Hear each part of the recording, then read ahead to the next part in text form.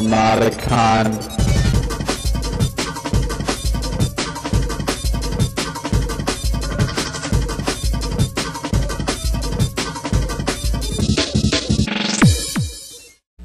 What's your name, sir? Paul. Okay. Paul, this is Droops. He's the other attendee. My name's Jason. I should be an attendee as well, but instead I'll be the attender. So I guess since the Coleco Adam guy isn't here, just talk about vintage computers and some kind of relation across to Adam Coleco. Now ColecoVision, you know the history of Coleco? Back in 1937, I think it was, might have been later 40s, there were three brothers who founded a company called the Connecticut Leather Company. And the Connecticut Leather Company worked in shoe leather and athletic equipment kind of leather. And they were doing this for a good number of years. And they had built up certain processes in working with leather. And at one point, they changed their manufacturing process to be able to process rubber as well as leather. And so they started to create swimming pools. They started to create the liners of swimming pools in plastic. And this got them into children's swimming pools, the blow-up inflatable kind that you have, where you can, you got the little slide and everything, and it's all one piece. Huh? That came later. That was a later improvement in the whole swimming pool process. And the $20 a head cover charge that could be knocked out with enough drinks. That was also a later innovation throughout the 80s. So the Connecticut Leather Company had moved into swimming pools, and what happened was they, in doing so, got a distribution line into toy stores throughout the country, because they became, at one point, the largest manufacturer of indoor swimming pools in the country. And at this point, they had shortened their name from Connecticut Leather Company to Coleco, and they had this distribution deal that they had built up over many years. Now, as was proven later in their history, they weren't very good. They had a bad habit of betting the farm, which is what ultimately doomed that company. But when the video craze started to hit, when Odyssey started to hit and Atari 2600 started to hit, Coleco saw in this a way to leverage their distribution channel that they had built up with all these toy stores. So they went out and they hired a third-party firm to design what they would then call the ColecoVision. And these guys who designed it, which unfortunately I don't have all the details about, designed a very advanced system for the time in terms of the amount of graphics it could do. And on a personal note, I mean, I certainly remember the difference in witnessing Donkey Kong on the ColecoVision versus what it was on the Atari 2600. Although there is some speculation that some of the games that we had seen that were platform transforms from ColecoVision to Atari and stuff, that sometimes the Atari ones were intentionally not as good as they could have been to drive people towards other platforms to compare them, that it was worth them the money to get people to buy these systems. This was before you had systems like the Nintendo, which were basically loss leaders. Certainly Sony, more than anyone else, really pioneered amazing loss leaders where they were really just, certainly the record, I think, was the Xbox. I believe it was a case that Microsoft lost $150 per Xbox that they sold to drive the sales, which is why they held such a strong licensing on all of the titles. So this is all before shenanigans really got into home console, back when it was a relative novelty, and so it was just established as a moneymaker. So the ColecoVision was at that point one of a small number of home console systems. Basically, you had the Atari 2600, you had the ColecoVision. I'm spacing. There's one or two others. Obviously, you had the Odyssey, but that was getting a little bit long in the tooth. You have the Vectrix. I'm forgetting if there's another couple also ran. There were certainly a good number that came up, made an extremely small amount of units, and then disappeared. I'm thinking of the AdventureVision, which produced 4 titles, and the a couple others, because they would find that the manufacturing costs of cartridges was way out of line. You know, before they standardized on things like CDs, you'd end up with cartridges where the actual manufacturing cost was somewhere in the range of $4 or $5 per cartridge, which is why they were so expensive, and so returning those. Am I not good enough for you? Is that what it's about? Okay. It's the look. Okay. I'll take that. I'll take that to my grave. Now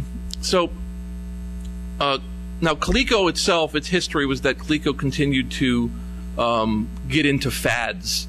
One of the things that ultimately doomed them was the Cabbage Patch Kids, because in 1985, I believe it was, they had their licensed Cabbage Patch Kids, which they had licensed from the Xavier Roberts company, take off in such a large way that there were fights going on over a Christmas over the Cabbage Patch dolls.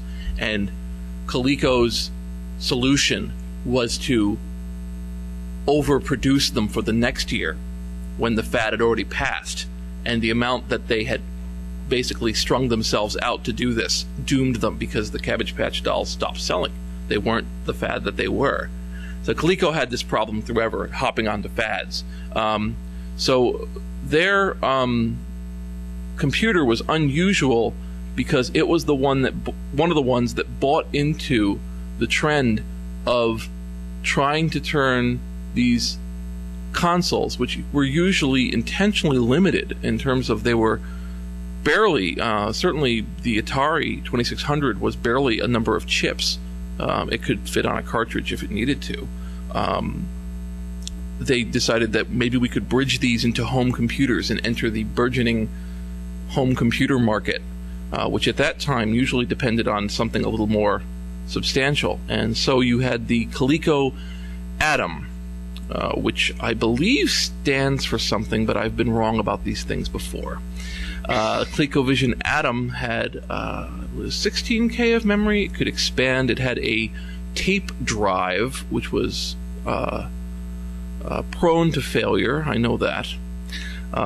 It starts to get a little thin for me when it comes to the Atom, because I didn't own one, because they were unusually expensive. They were also the equivalent size of the Coleco. So you ended up with a machine that looked twice as large, with this little, where the ColecoVision became basically a tumor resting on top of it. I know of at least one bulletin board system program that was written for the Atom called PBBS, which I have a copy of. And from what I've seen of that, it was possible to program in BASIC on the Coleco. There were a number of programs that came out on tape for the Coleco, again intended to do this, to turn it into your future home computer. Time lets you look back and figure out where the minefields were. Certainly people who bought the Texas Instruments 99 4A and they bought the Coleco Atom, and the people who bought Timex Sinclairs found themselves essentially stranded as these different companies moved quickly out of the computer business simply because it just wasn't there. There were, at one point, there were basically several dozen companies that were creating computers in this market. Most of my knowledge of that area is mostly within the area of selling things. You have computer companies that were basically trying to get things out so fast that they all kind of tended to base themselves on the same chips. So as a result, the 6502, which had good distribution channels, would tend to be in use by a lot of these companies, even though they were, completely separate organizations technically competing with each other. They would all kind of use the same architecture because it was easier to get their hands on a 6502 than anything else. So you have basically similar machines being produced very quickly for whoever get it. In fact, trivia that comes to my mind was that the Atari 400, which was the predecessor to the Atari 800, was sold in Sears. Oh, you had an Atari 400? I was going to say, because the keyboard was a little touchpad that really sucked. In fact, was really prone to problems and would kind of die out over time. Atari wanted to sell these in the Christmas time with Sears, but Sears had a rule, and Sears' rule was that they would not sell something for Christmas and would not put it into their Christmas catalog unless you had the actual item in their warehouse by September. But Atari was still designing it and finishing the manufacturing in September. So their solution was to mail 400 empty cases of Ataris to Sears's warehouse, containing basically a bunch of Atari 400s with absolutely no guts inside them, and got themselves into the catalog. And then they issued a recall on the 400 because they found a problem with them, and sent them the actual computer. And this is how Atari was able to give themselves 2 or 3 extra months of lead time. So if you ever want, and of course, if you look at it, of course Sears was completely in the right. There was no reason for, if you have companies pulling those kind of tricks. So one of the organizations that I have done work with and have had a lot of fun with is a place called vintage.org, which is the Vintage Computer Festival.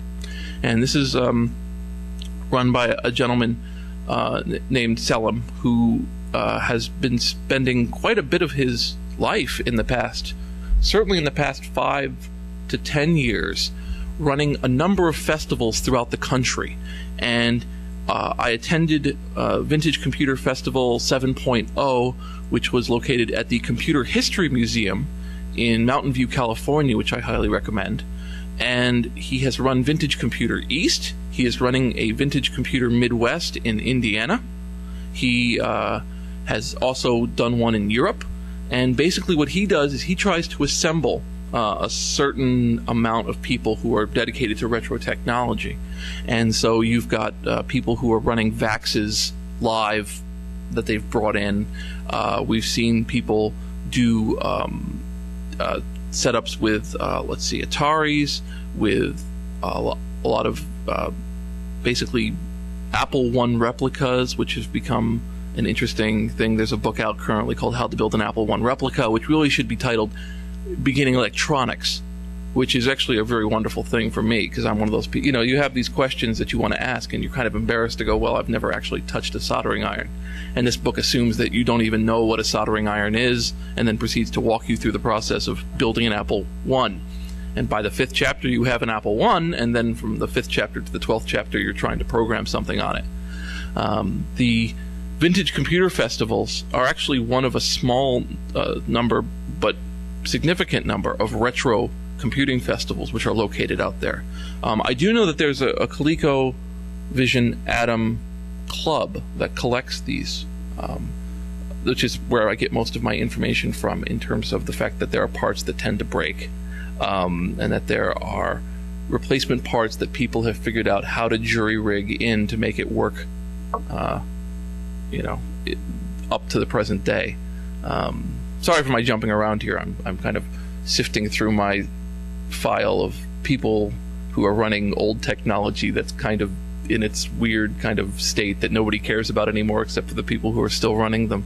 I'm thinking of the PixelVision crowd.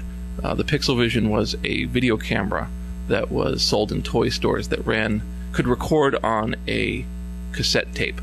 And it was sold for about 2 years, 3 years before it went down. And a group of people have fallen in love with these. And the longer you use them, the more that breaks on them.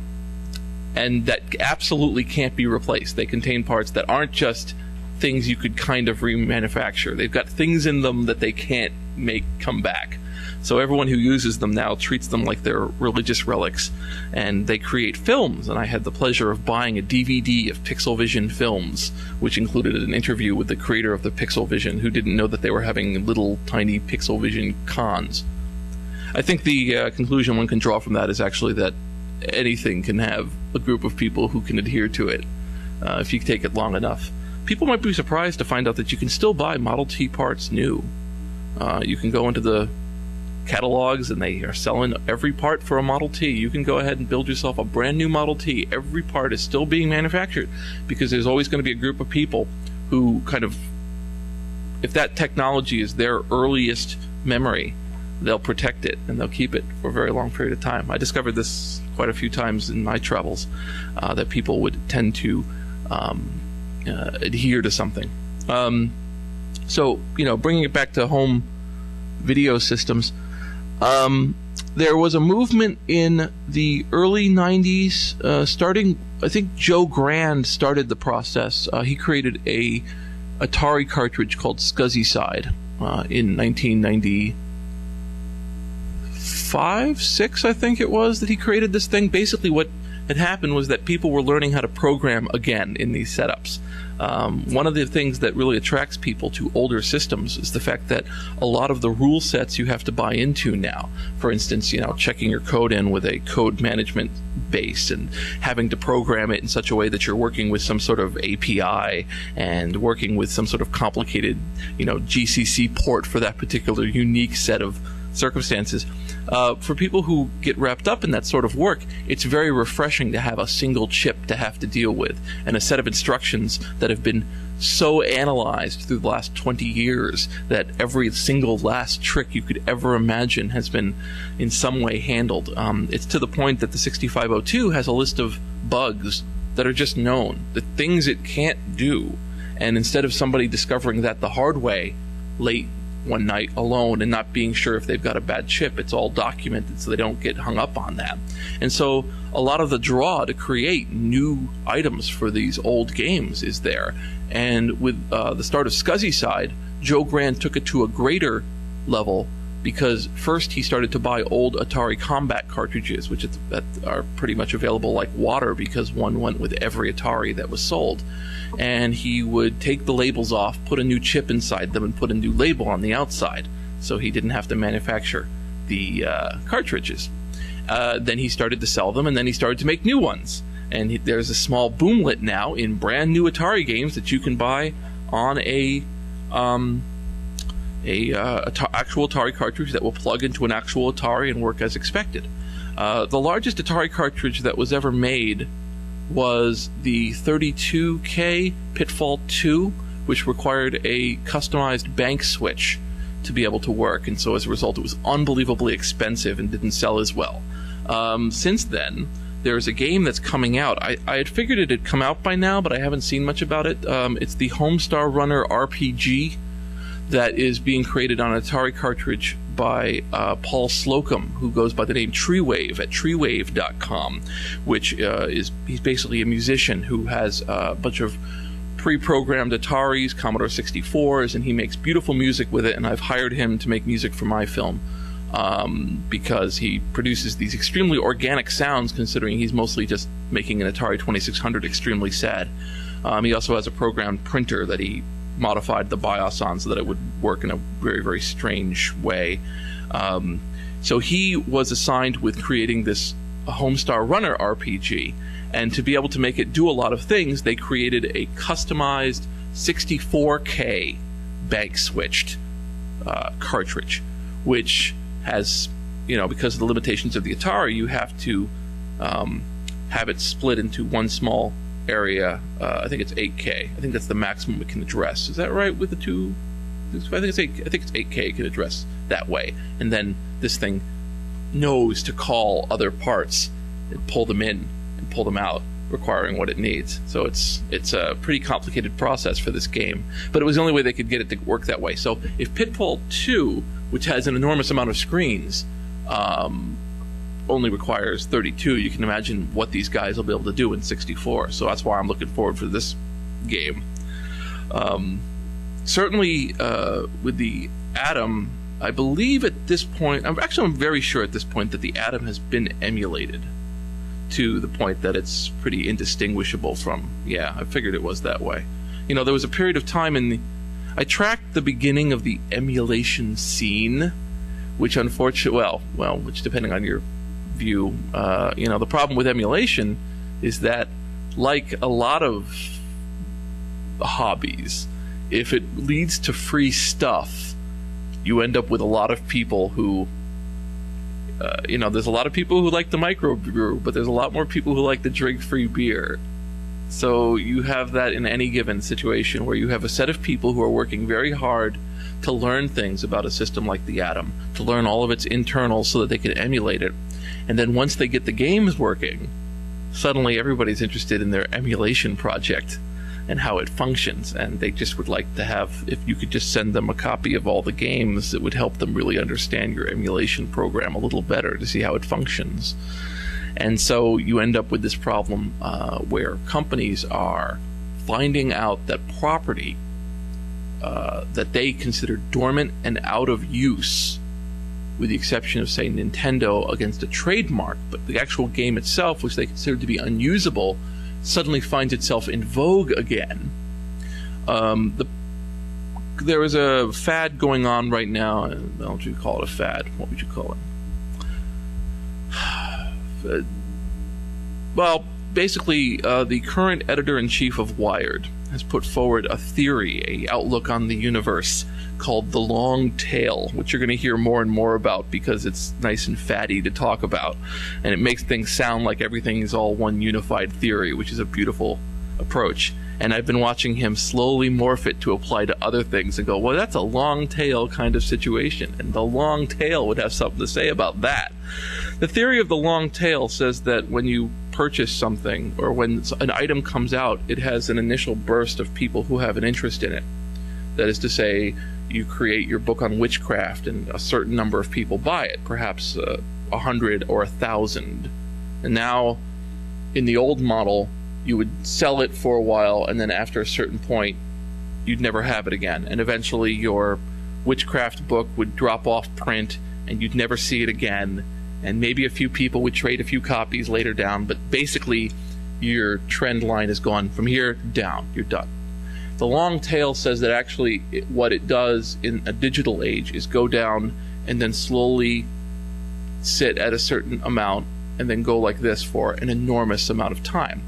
For instance, Amazon drove the sale of there was a book recently that came out that was very similar to this book. I think the one they're talking about actually is probably Da Vinci's Code, because Da Vinci's Code has a predecessor that's enough of a predecessor that they've sued him, but they're a predecessor in terms of they put forward a lot of the same ideas. They came out in 1981, so Da Vinci's Code has this huge boomlet, and because of Amazon's recommendations, people started recommending this original 1981 book, and so suddenly the sales, which had completely dropped off for this book, started to jump up again a bit, because the all-to-one, one-to-all model of Amazon enabled them to keep in memory all these previous events of books that had been sold, such that you could draw correlations that you otherwise would have never been able to draw.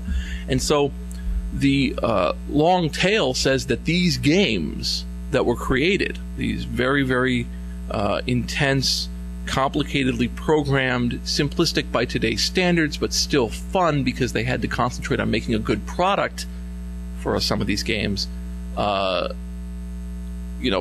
these games continue to have their draw when they go up against people, and that these games can continue to sell up into the present day, depending on if they market them. Now, traditionally, when you look at how they market it, they don't tend to market it very well. They'll tend to choose 5 to 6 games, when the cost to them of putting up 1,000 games is pretty much the same. They could, I know that in my collection, can I get this on tape? I can get this on tape. I've been known to collect the occasional ROM. And the entire Atari 2600 library, which I have, which is 1,600 games that were manufactured, and that includes variations, clones, works out to about 120 meg. So, if you take the original Atari 2600 stuff, like what's considered the canonical 600, is that a hint? The canonical 700 games actually work out to only a few megabytes. I mean, enough where it doesn't even, it's not even a USB flash drive that you could buy for $5 at this point. And that can contain the entire Atari 2600. Well, that's a good trivia question. Does everyone know when the last Atari 2600 cartridge was made before this retro movement? Just no. 1992 was the last company that finally got out of the Atari 2600 market as a company in that fashion before this retro movement began. Yes? I'm not sure which particular one they made. like which game it was. I just know I have like a lot of my factoids are like, yeah. So and then what happened? And I go, I don't know. You know, the best-selling computer of all time is the Commodore 64 because they manufactured it from 1982 to 1993 with no design changes. So as a result, just for 10 years, they just shoved the same thing out the door, and people bought it up. This is also why Commodore 64s and Atari STs have such a large following in Europe, which is not as large here. Here, the brand names are known, but there, the brand names are worshipped because they continued to be manufactured well into the early 1990s, and so they were a natural thing for everybody to learn on, and everybody to do programming, and everybody to learn assembly. So, it seems off. Is that off from the Coleco, Adam? I think it's off from the Coleco,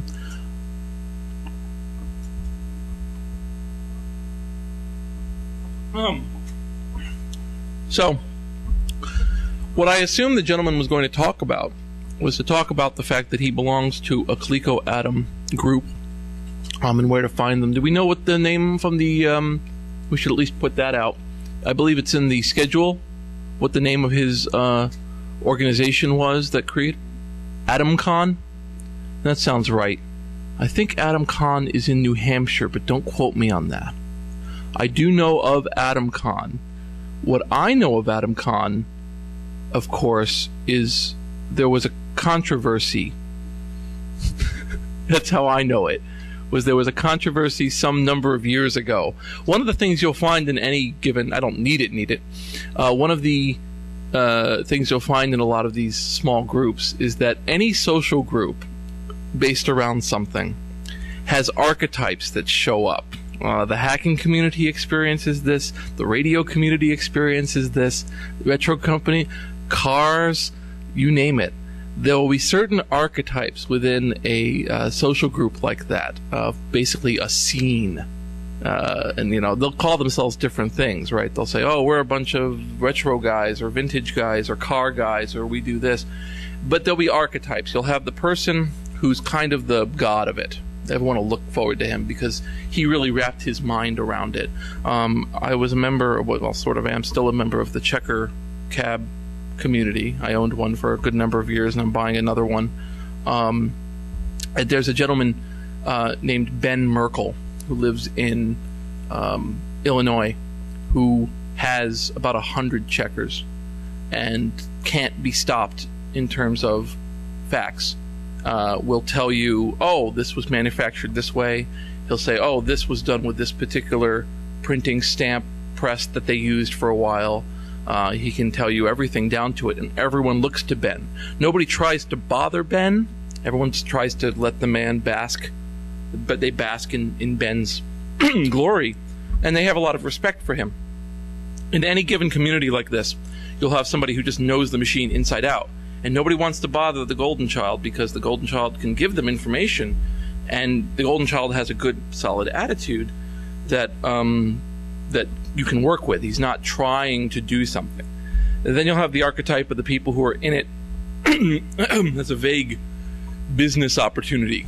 They naturally think of it as like, well, if I make these for $2 and sell them for $10 and I can sell 150 of them, I could buy 175 and I'll make back my costs. And so they will attempt to drive the group in such a way that it causes sales to be made. And I believe this is what happened with the Atom. I hope it was the Atom. I'd hate to be besmirching the wrong area. That there was at least one set of circumstances where they were going to rebuild or manufacture something, and somebody who promised they'd be able to come through did not come through. That's the archetype. You have the charlatan. You have the person who does that. Then you usually have the house organ. You have somebody who does a magazine or a website, and he's kind of the one everyone looks to get the news about the Golden Child and what's going wrong with the charlatan. And again, you'll see this in almost every set of people who deal in something. And somewhere along there, you'll have a sort of interesting corruption where suddenly the scene becomes more important than any particular member in it. And there becomes a concern that this kind of you say, some kind of nebulous cloud of members suddenly has a soul that needs to be protected. And this is where you'll see battles where people say, you're ruining it for all of us. You've done this. And it's not just that you've made this bad move, but you have hurt the community, the scene. And what ends up happening there is that you end up with a debate tool. You end up with the equivalent of an ad hominem attack or so on. That's basically a fallacy presented to say, well, you can't do this because this is the kind of thing we wouldn't do. That's not right. Don't do that. And so a lot of conflict arises from that. In the hacking community, that experience is a lot because you basically have two sets of people who are at cross purposes with each other. You have people who consider hacking to be an extension of... Okay. You have people who consider it to be something which they call something else, but which is probably an extension of the Coyote Loki myth, which is the idea of a intelligent trickster who is able to move nimbly through things and cause trouble, but in a fun sort of way at the end of it, in a way that you're both admirous of the fact that he's taken you for this, and yet in fact taken. You have in fact, so it's there's that kind of archetype which shows up in hacking and which is portrayed in the media and stuff. And then you have the other group that look at hacking as the intense overview of technical matters, in which they considered it to be a career path of some sort, in some variation. And the two both call themselves hackers, but they'll kill each other in the wild. They're not really compatible, but they both want this terminology because all the other, terminology. And so what you end up with is a lot of conflict over what is essentially a lexicographical or a etymological mutation. Basically two groups who said, oh, this is kind of the same thing. And you can kind of track it back. I found this with bulletin boards when I did my documentary, was that you had two sets of people who built computers with soldering irons and people who built computers with milk money by going down to the store and buying it at Sears. And both of them consider themselves to be the original gangsters in computers. And they don't, like, these guys, the new guys tend to look at the old guys as like, well, that's cute that they were playing with fire before we were able to advance onto the beach. But the other group is just like, well, these kids are nothing, they're just ruining it. Everything's plastic. They've ruined it. You can't even open half of them. So, again, you just end up with a case where there's this certain amount of real estate that's being applied, and both people want the real estate, the pride, the fun of being part of this community. Is this at all where you wanted to go with this? I would assume most of you are interested in knowing about the Coleco vision and the atom, as opposed to the... I'm trying to think of, like any fun speaker, you start to pull from your own personal knowledge. And my own personal knowledge, I talk at cons as if everyone knows who the hell I am. How many people here have never heard of me or don't know who the hell I am? 1, 2, 3... And you don't know. Okay. I should have introduced myself. My apologies. My name is Jason Scott. I run a site called textfiles.com. This site collects old bulletin board system text files. It's a site I started in 1998 to collect old bulletin board system text files. But unfortunately, I'm an obsessive compulsive, so I ended up moving from bulletin board system text files to general internet text files in other sites to recordings of things from bulletin board era, which became audio.textfiles.com, to any kind of interesting technology PDFs or academic papers, which became pdf.textfiles.com. I'm starting a nonprofit this year called the BBS History Foundation. Over the course of the last 4 years, I've been doing a documentary on bulletin board systems, which we're going to show tonight, called BBS The Documentary, which I'm selling as a DVD, but which I'll show a couple episodes from, which has interviews with 200 people that I conducted, like I said, over about 250 hours of raw footage culled down into 8 episodes that total 5.5 hours. So this is one of these things where I get my head around something. And one of the side effects is that the longer you study technology and the longer you study any kind of scene for any extended period of time, you just start to see the patterns. You know, you realize that not really any one particular scene has something overly unique about it. They merely have differing levels of energy. So it's very easy to look at, you know, well, this group looks really interesting and this one doesn't. And sometimes it's just because this group is applying more energy to their task than this group. But you see a lot of the same spirit, you know. I've come into contact with a number of people. This documentary put me in touch with a lot of people who people would consider vintage. And there's a gentleman named Kurt Vendel who collects Atari. In fact, he has the largest private collection. We believe it's the largest collection, period, of Atari memorabilia. There was a computer that Atari was going to come out with called the 1450 XLD, which came into their catalogs and was a picture of it, and it never came out. And he has it. And I mean it. He's got the one that they made because they were testing it. And he took it apart, and it's a nice damn computer. It would have been nice if they made it, but he's got it. This is a gentleman who has collected Atari to the point that parts of his collection tour in Europe and Japan without him. They're on loan so that people can see the Atari stuff. And he has given me a lot of insight into the way that he actually got started with collecting it. And I'm a big fan when you're collecting. If you're going to collect something, you should not fall into the trap. There comes a certain point when, like I said, there's money to be made. At one point, an Atari 2600 cartridge called Chase the Chuck Wagon became very popular, and a speculative market opened in this cartridge to the point that one Chase the Chuck Wagon cartridge in good shape could net you well over $100, simply because there aren't many.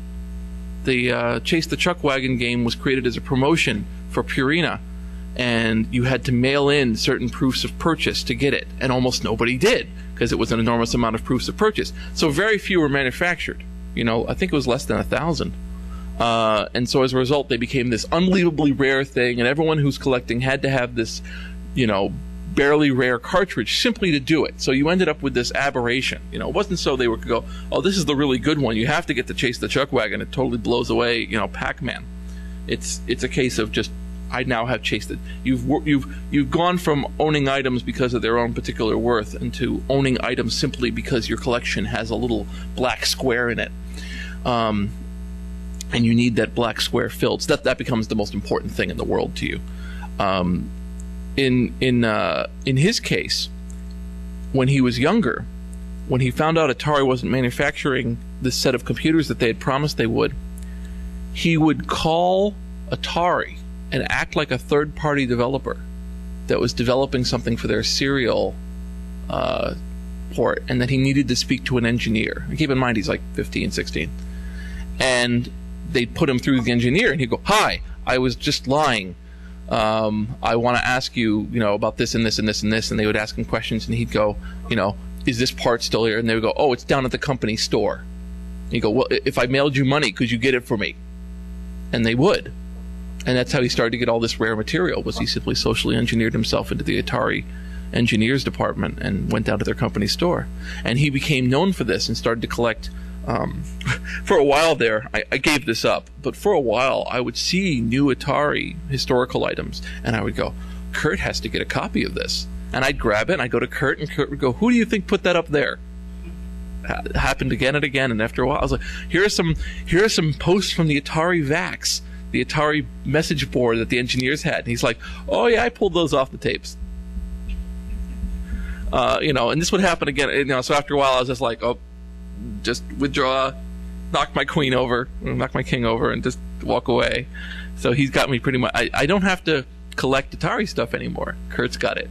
It's in his house, so it doesn't worry. In fact, it was kind of interesting. I went to interview him, and I walked into his room, and I had this like weird emotional reaction. I couldn't figure out exactly what it was, And it was because Nolan Bushnell, who was the founder of Atari, had gone off after Atari to do a number of bizarre companies, including Sente Technologies, which created a number of things. And then he also did a robot company. And this robot company had produced 2 or 3, 5? He produced 10 robots. Yay for... I have 10 minutes. Anyway, he had produced a robot company that produced these small, little, tiny plastic robots that looked like little dodecahedrons stacked on top of one another. And there was one sitting in the corner staring at me. And for years and years, I had seen these in ads, and I'd always wanted one. And I didn't know it. I had forgotten about it. I'm like, why do I feel good in this room? It's like, oh, I'm with my little celebrity robot now. I've met him finally. I've always wanted to meet that robot. There he is. And he just had one in the corner, just being a robot. Anyway, I guess I should open the floor after this very, very well structured talk. If there's anybody who has any additional questions about all the things we've learned here about the ColecoVision Atom. No. Yes. So what's a ColecoVision Atom look like? ColecoVision Atom. Let me see if I can. The ColecoVision Atom interfaced with the ColecoVision. And you know what? The ColecoVision looked like a black square with 2. Oh, yeah, it's true.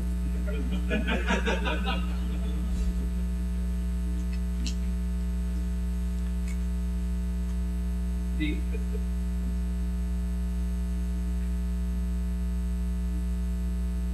ColecoVision looked like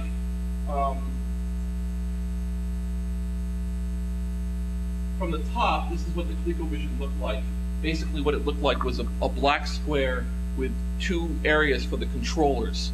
And then the ColecoVision had these 2 controllers that had a joystick and a small keypad hooked up through a spongy cord. I'm sure that's what they were called.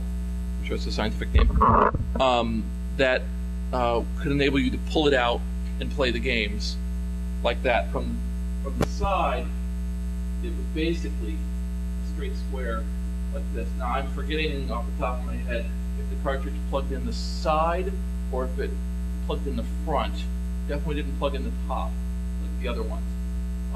The ColecoVision Atom was essentially a white square like this, which had a keyboard attachment, and I think around this distance, I'm sure I'll go home and be really sad, was a tape drive. And that's where you loaded in the cassette tapes. Oh, bitch.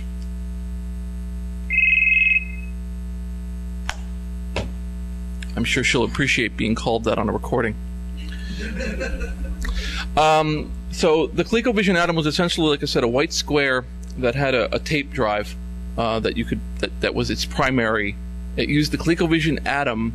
It used the ColecoVision to play games, but it had much more memory than the ColecoVision, so that it could play even more. In some cases, they had deluxe versions of the games to try to move you into that brand. Again, like I said, it was manufactured by a third-party company. And actually, this happens a lot if you look into it.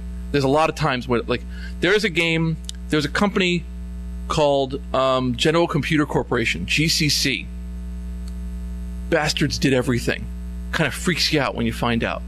They created a speed-up kit for Atari Missile Command, so that you could get some more life out of your $3,000 Missile Command by putting this chip in. And this chip would speed the game up and make it more challenging, and now kids would play it again. They didn't do this without asking. They did this without asking Atari. So Atari sued them and won. And in what I consider to be one of the strangest things I've ever seen, the settlement was they got a game out of them. And that's how Atari had Atari Food Fight, which was created by General Computer Corporation, who were the ones who did the work to make they made a modification for Midway on Pac-Man, which eventually became Ms. Pac-Man. And they also created the Atari, I believe it was the 7800. just this company is like just out there somewhere, you know. There's a reference when the Segway was being done. They have a from the book about the Segway being manufactured. They have basically a transcription of a conversation with Steve Jobs, Jeff Bezos, and Dean Kamen speaking about like this particular equipment and what their thoughts were. And it's fascinating. It's less fascinating that it's about the Segway, because that's whatever. But when you hear a man who thinks like Steve Jobs and a man who thinks like Jeff Bezos being given this new technology and what their questions are, like, and Steve Jobs' question was, why haven't you taken this to a design firm? And he's like, because we design in-house. He goes, no, that's not the way to do it. Go to a third-party design house and have them look at your product and let them redesign it, because they will make stuff that will blow your mind away. You know, they'll take the technology and the science that you come up with and they'll completely rethink it in a way that will blow people away. And that seems to have actually been what a lot of companies did. A lot of times people go, oh, that was the company that made it. And it was like, no, there was actually a smaller group. There's a husband-wife team who are the ones who made Electronic Battleship, who made the Merlin, who made a series of those games. It's all this husband and wife team, and they would have a suitcase with a prototype of whatever game they were going to show that had a copy of it, and they would show up and open up the suitcase and show, okay, well, the lights will do this and the lights will do that, and this is how it'll work, and then they would sell the design to whatever game company wanted them that day. I highly recommend a book called Electronic Plastic, which is essentially a wonderful overview of all these little handheld plastic games, and that guy is scary. He actually had like 1,000 of them, and they're all cataloged and all of what they did. And there's a book that's out right now. Slashdot is pimping it for some reason, called Digital Retro, which is basically it's basically 8-bit porn. You know, every computer you could imagine from the 8-bit era, lovingly portrayed in various angles and all of its beautiful curves, looked upon like a wonderful car or astounding airplane with nice soft lighting and, you know, airbrushed ports. So that's one that's out there. Any other questions, by the way? I apologize for the speaker, who I don't know, because he's been replaced by somebody who doesn't know his subject. Although I know an awful lot about Coleco and the Connecticut Leather Company story, simply because it's fascinating to me when you trace these companies back. Does everyone here know how old Nintendo is? Anyone know when Nintendo was founded? 1898? Making playing cards for an old game? Nintendo, in the Japanese characters, Nintendo stands for it's leave luck to heaven. And so they were in games so, you know, when it's like, oh, Atari, oh, this thing, it's like a Nintendo. They're 100 goddamn years old. 106, 7 years old. That's, you know, I wouldn't be too worried about whether or not the Nintendo Revolution is going to, you know, dominate or whatever. It's like they've been around for 107 years. I think they'll think for the long term. This is why when people go, oh, it's delayed for 2 years, it's like, that's a blink in the eye for Nintendo. I don't really think how long term these guys are. I mean, occasionally, like every other company, they bet the farm on something. Sony does this all the time.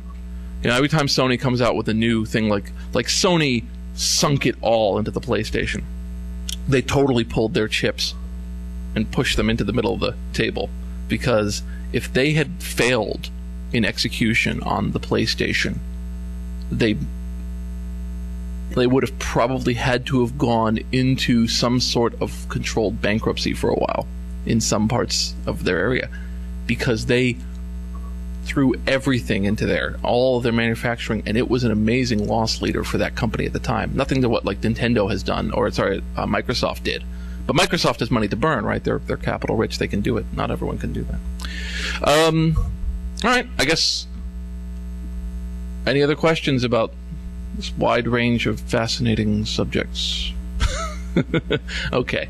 Well, anyway, look, thank you for your time for sitting through this, and I hope you enjoy the rest of the con.